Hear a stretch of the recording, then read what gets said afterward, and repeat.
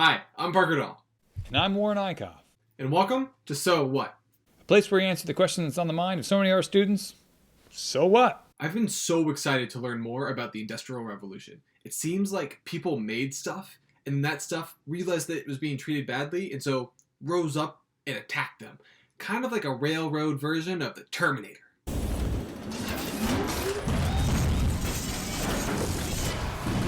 Wait. Well, you totally lost me. What? It's called the Industrial Revolution.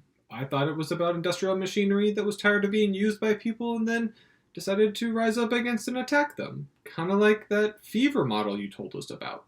Oh, well, at least you tried. But that's not what it is about at all. The following are but some of the answers to those questions, and as always, you should do your own research. Today, we will talk about the Industrial Revolution. Specifically, the social impacts of this momentous change. The first thing we need to acknowledge is that England is going to develop the beginnings of the Industrial Age. Some might ask why that is, and there are many resources dedicated to answering this question. The simplest answer? England had easy access to coal, which allowed for them to have this product in abundance, which meant that people could test it for its future usefulness. England will also have water canals that will make transportation easier, considering that, we're talking about a time before railroads. With England developing a manufacturing base, they will need people to work in those factories. Other factories will rise up in similar locations, and people will flock to these areas to find work. This will see the rise of cities. While the vast majority of people during this time are still going to live in rural areas as farmers mostly, the Industrial Revolution will start a trend towards urbanization that still continues today. These cities had to expand and fast. They were trying to build housing to meet all of the new families' needs. The issue? Most factory workers are actually going to earn a very small salary, which means they can't afford to have a home built for them, especially in a congested area. Not to worry, because the rise of tenements will occur. I don't think you should be so chipper about tenements. Why not? They provide lots of housing for people. The conditions in tenements were so terrible that they don't even meet our modern definition of what housing might mean. Whole families were forced to live in a single room that had almost no ventilation, which was probably a good thing because it meant that you were more protected from the outside cold, which wasn't very much because they were really poorly constructed and often let in things like the cold or the rain or, rats. These tenements were the original slums of the city. England will eventually recognize that and create building codes for all homes that are to be purchased or leased.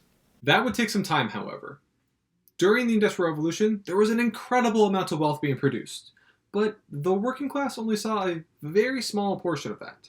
In fact, labor practices of the time saw no limitation on the amount of hours an employee could be asked to work. If you don't want to work 16-hour shifts, then they'll find someone who will. Hello, my name is Buddy the Elf. What's your favorite color? Here we go again. Green. That's exciting. So what? You asked me the question. No, about the long working hours. Elves frequently spend 16 hours working in a day, and that's just on Saturdays. We see it as an opportunity to spread joy to children everywhere. You think you're an elf? Elves? In England? Well, I guess maybe it's a thing. Yes. Anyway, I'm sure the elves that work in these factories really enjoy their work. You just have to trust that Santa has a plan. I would love to go and check, but the time machine is still broken. Did you try plugging it in? Yes, it shocked me. I couldn't feel my hand for like 3 days. Have you tried fixing it? What do you mean? Oh, I get it. I'll just fix it. It worked! Excellent, because I really need to find out about these elves. So let's go back to London, England in 1810. Hello, random coal mining individual. Can you please tell me your viewpoint on your work life and the viewpoint of the other elves as well? My work life? Well, each morning we climb down this mine shaft to get coal. The money isn't much, but it's steady. We're only able to stay afloat because I'm working so long and the whole family has to contribute. Sometimes I remember the joy of living in the countryside, working in the fields and breathing air. Ever since I started working in the mine shafts, I have this terrible cough. Almost like breathing in coal. Okay. But what about the elves? Elves? I've never heard of elves before. Small people. Too much energy, pointy ears. The only people around here like that would be my son. Hey, get out of that hole. Stand up. Yeah, he's tiny. Fits in tight spaces. Without his income, we wouldn't survive, right? All right. But he's like 3 years old. I know, it's a shame he couldn't start 2 years ago. Marco. We could have used the money. Marco. I'm leaving.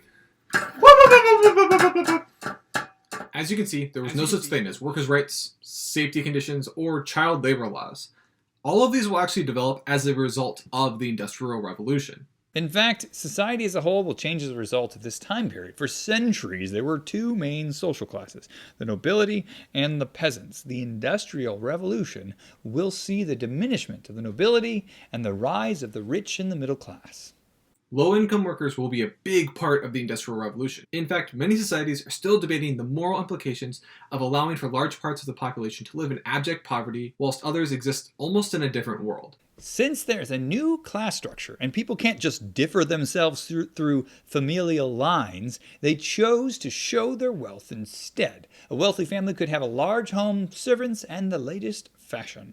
Middle-class families would try to capture this as well. Some could afford servants, most could not, and thus things like the child rearing would fall onto the women of the household.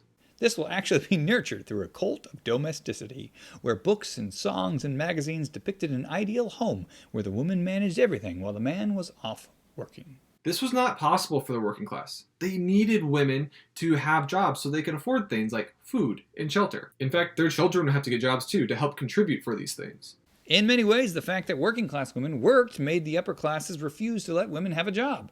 What image would it send to people if a wife sought work outside the home?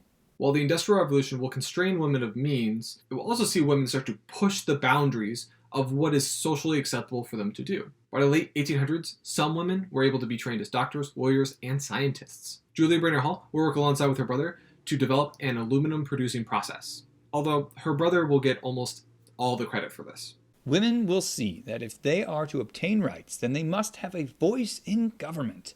They will advocate for women's suffrage, the right to vote. Women will eventually obtain this right, but not until the late 1800s, and in the case of the US, not until after World War I. Society will start to see the value in educating the youth, and in 1881, England will make education compulsory for all children between the ages of 5 and 10.